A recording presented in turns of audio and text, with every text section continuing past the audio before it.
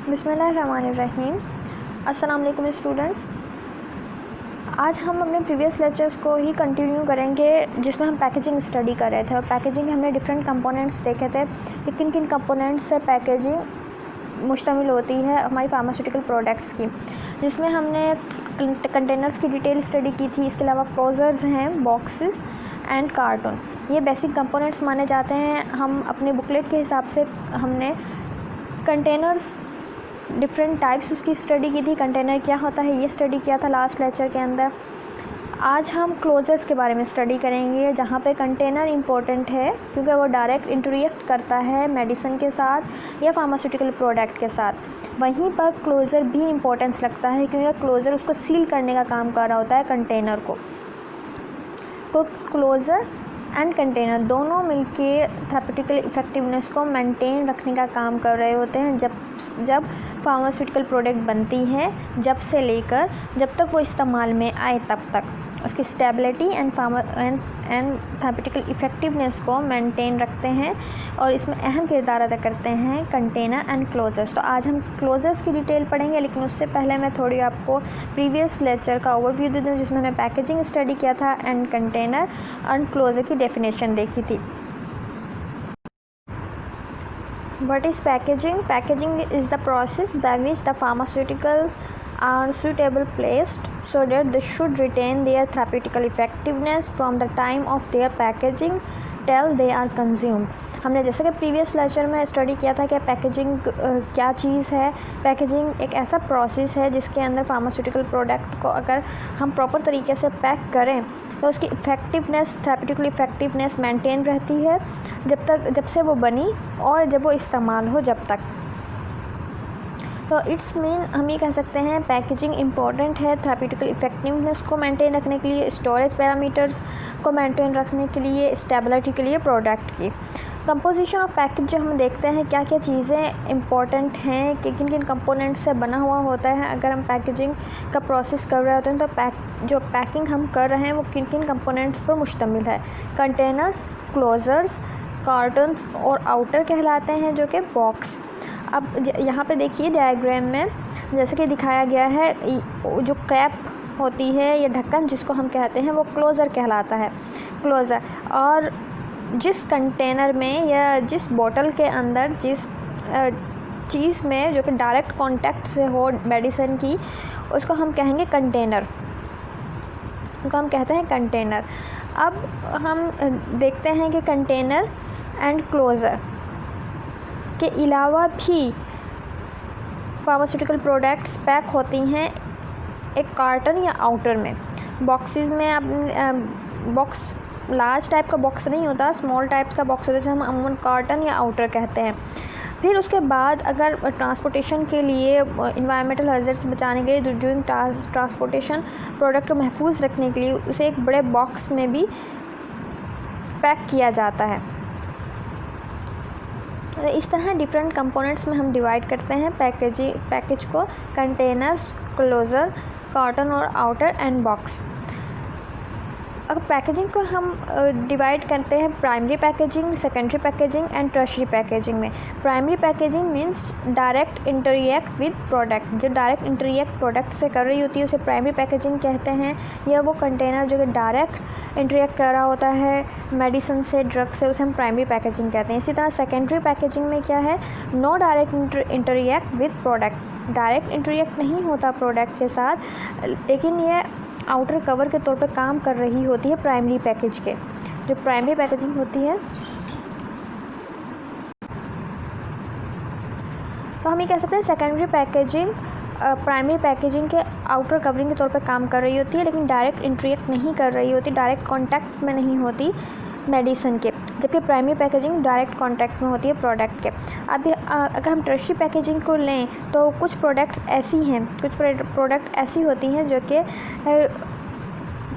Secondary packaging के अलावा भी ट्रांसपोर्ट के दौरान उन्हें पैक किया जाता है टर्शरी पैकिंग में, लाइक बड़े बड़े बॉक्सेस के अंदर उनको पैक कर दिया जाता है ताकि ड्यूरिंग ट्रांसपोर्टेशन उनको सही तरीके से हैंडल किया जा सके, उनको ब्रेकेज या फिर किसी भी किस्म के नुकसान से महफूज रखा जा सके। अगर हम कंपोनेंट्स ऑफ पैकेजिंग जब हमने स्टडी किया प्रीवियस लेक्चर में भी, तो हमने देखा कंटेनर्स के बारे में कि कंटेनर्स क्या चीज़ें, refers to storage media in which product is placed in close and it is direct contact with the drug. ये ग्लास के बने होते हैं या प्लास्टिक के बने होते हैं, ऐसी चीज़, ऐसी स्टोरेज मीडिया जो कि जिसके अंदर मेडिसिन को प्लेस्ड किया जाता है, रखा जाता है और महफूज किया जाता है, लेकिन वो डायरेक्ट कॉन्टैक्ट से होती हैं ड्रग के, उन्हें हम कंटेनर कहते हैं। अगर वो इनडायरेक्ट कॉन्टैक्ट हो, डायरेक्ट कॉन्टैक्ट ना हो, कंटेनर के इर्द गिर्द आउटर्स के तौर पे मौजूद हो, देन उसे हम सेकेंडरी पैकेजिंग का दर्जा देते हैं, जिसमें बॉक्सेस वगैरह आ जाते हैं। इसी तरह क्लोज़र क्या चीज़ है? क्लोज़र जैसे मैंने बताया, ऊपर बॉटल्स की जो कैप्स होती हैं या फिर मुख्तलिफ किस्म की ट्यूब्स इस्तेमाल कर रहे थे हम ऑइंटमेंट्स या पेस्ट के लिए, उनके जो कैप्स हैं उनका हम क्लोज़र्स कहते हैं। मीन्स ढक्कन, अगर हम आम जुबान में कहें ढकना, और जो कि किसी भी चीज़ को पैक किए होता है, महफूज किया होता है, उसको हम क्लोज़र कह रहे हैं। Closure is a device tightly pack the container to exclude oxygen, carbon dioxide, moistures, microbe organisms and prevent loss of water, volatile substance from the product during the transportation and handling. हम ये कह सकते हैं क्लोज़र्स क्या चीज़ें, tightly pack करते हैं container को और इनकी मदद से हम महफूज रख सकते हैं प्रोडक्ट को, कि oxygen, carbon dioxide, moisture, prevent of loss of water and volatile substance from the product during the transportation and handling, इनकी वजह से प्रोडक्ट डैमेज ना हो। It is a part of container system but it does not come in contact with drug. ये part of container तो है, primary packaging में part of container तो है, लेकिन ये डायरेक्ट कांटेक्ट नहीं करता ड्रग के साथ, क्योंकि कंटेनर डायरेक्ट कांटेक्ट में होता है, ये कंटेनर के ऊपर कैप के तौर पे काम कर रहा होता है, इसलिए इसे डायरेक्ट कांटेक्ट वाला पोर्शन कंसीडर नहीं किया जाता है। ये अमूमन एल्युमिनियम से बने हुए होते हैं, रबर कैप्स भी होते हैं। अब क्लोज़र्स को हम स्टडी करेंगे क्योंकि कंटेनर्स की डिटेल हम प्रीवियस लेक्चर में स्टडी कर चुके हैं। क्लोज़र्स क्या चीज़ हैं? क्लोज़र्स नाम से ज़ाहिर है ऐसी चीज़ जो क्लोज़ करने के काम है।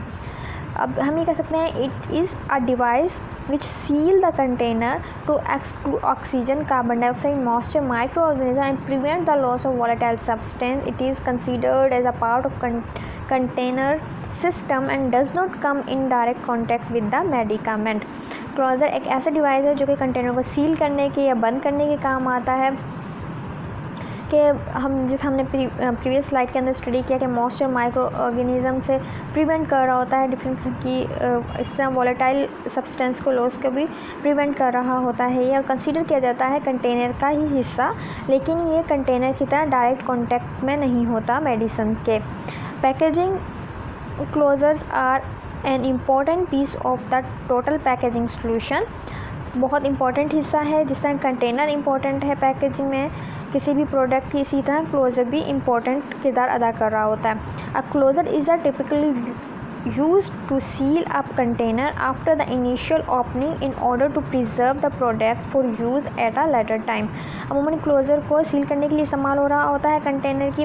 हमने एक दफ़ा प्रोडक्ट को इस्तेमाल किया और अगर दोबारा से उस प्रोडक्ट को इस्तेमाल करना है, उसमें डोज मौजूद है, देन हम पहली दफ़ा इस्तेमाल के बाद ढक्कन को आसानी से और अच्छे से बंद कर देते हैं, तो प्रोडक्ट महफूज रहती है उसके अंदर और हम दूसरी दफ़ा भी उसे इस्तेमाल कर सकते हैं। तो हम ये कह सकते हैं कि जैसे ही हम किसी भी मेडिसिन के बॉक्स को खोल रहे हैं, खोलने के बाद ये कंटेनर को खोल रहे हैं, तो जब हम खोलते हैं पहली दफ़ा उसे लेकर जब तक हम उसे इस्तेमाल करते रहते हैं आखिरी दफ़ा तक, ये प्रोडक्ट को महफूज रखने के काम आ रहा होता है क्लोज़र।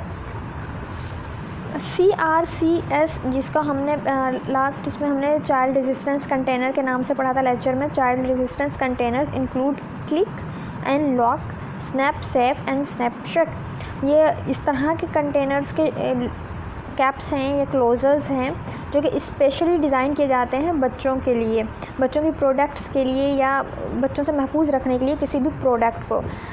इनके ऊपर जो कैप होता है वो इस तरह अरेंज किया जाता है, इस तरह डिज़ाइन किया जाता है कि बच्चे उन्हें आसानी से खोल नहीं सकते, क्योंकि बहुत सी ऐसी चीज़ें हैं, बहुत से ऐसे इंसिडेंट्स होते हैं जिसमें एक्सीडेंटली या खेलने के दौरान या किसी भी तरीके से बच्चे जो हैं दवाइयों को निगल लेते हैं।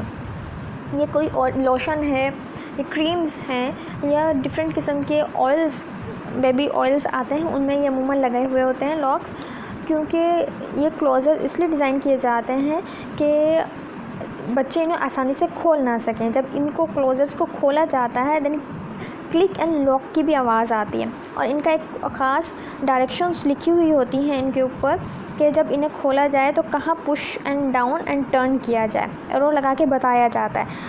ये अमूमन इसलिए डिज़ाइन किए ताकि बच्चे इन्हें ना खोल सकें, लेकिन बड़े ऊपर जो इनके हिदायत लिखी हुई हैं उसको समझते हुए इजीली खोल लेते हैं। तो क्लिक एंड लॉक इनकी अंदर आवाज़ आती है। सेफ़ कंसीडर किए जाते हैं क्योंकि इन्हें ईज़िली खोला नहीं जाता, जो सिर्फ जो जिनको टेक्निक्स आती हैं वही खोल सकते हैं। सेफ्टी पर्पस के लिए इस तरह के क्लोजर्स डिज़ाइन किए गए हैं।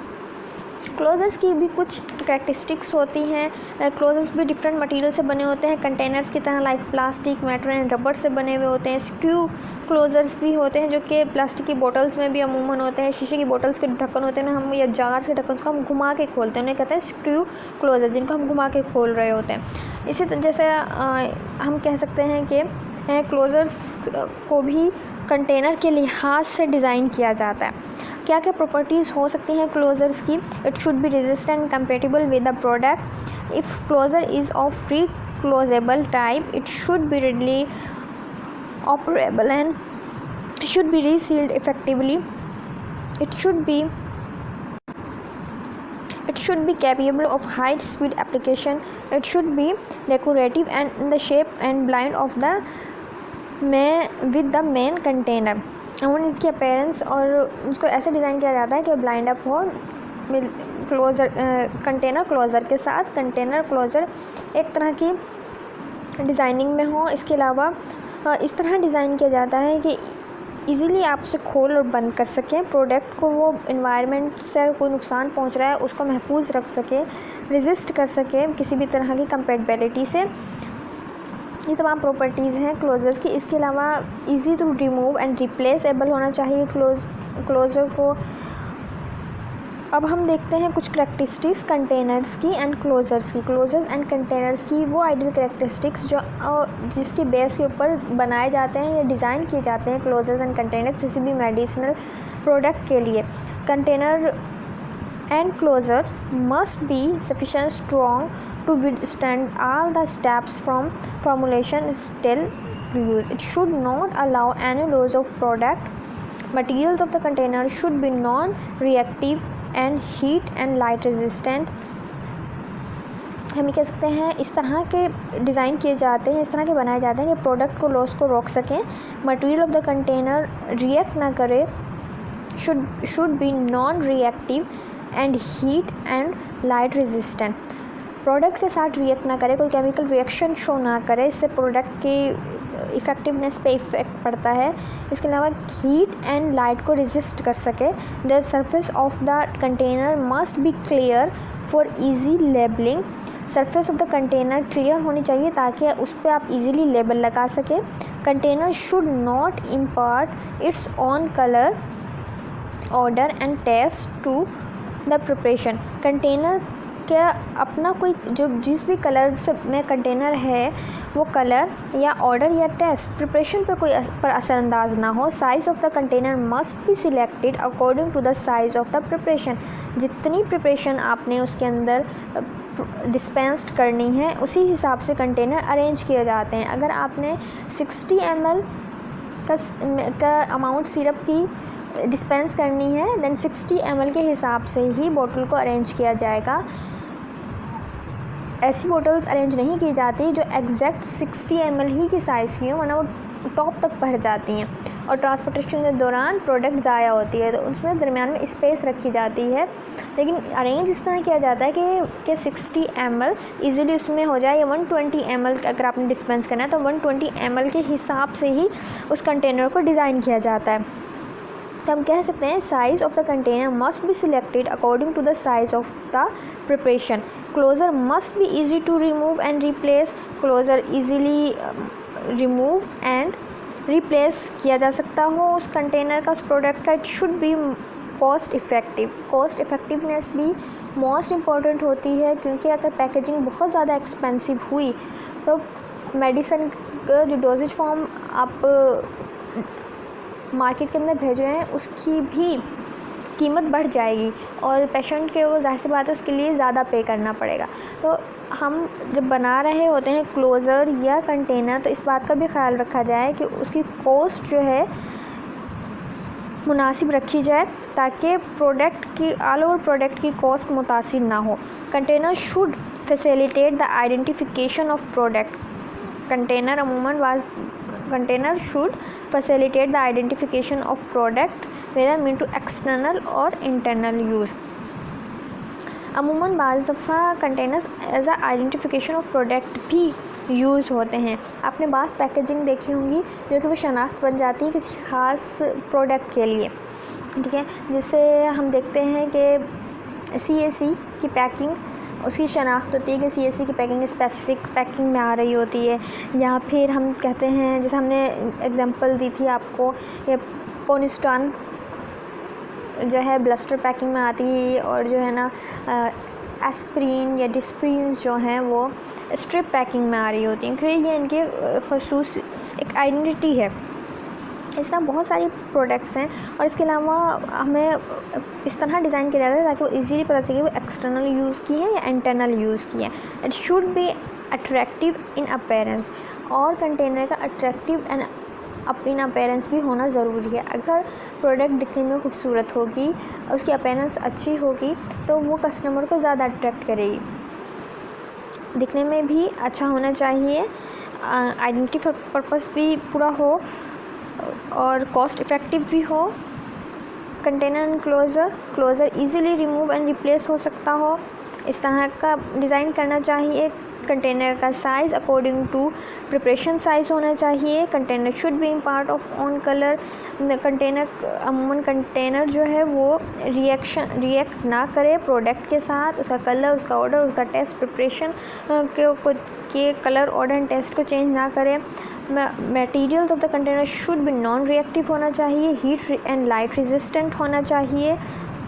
प्रोडक्ट को महफूज रखे, उसको ज़ाया होने से बचाए ड्यूरिंग ट्रांसपोर्टेशन और स्टोरेज, और वो प्रोडक्ट को की स्टेबिलिटी को मेंटेन रखने में मदद दे, थेरेप्यूटिकल इफ़ेक्टिवनेस को मेंटेन रखने में मदद दे। ये कुछ करैक्टरिस्टिक्स हैं जो कंटेनर एंड क्लोज़र की होनी चाहिए। आइडियल कंटेनर एंड क्लोज़र की करैक्टरिस्टिक्स होती हैं ये।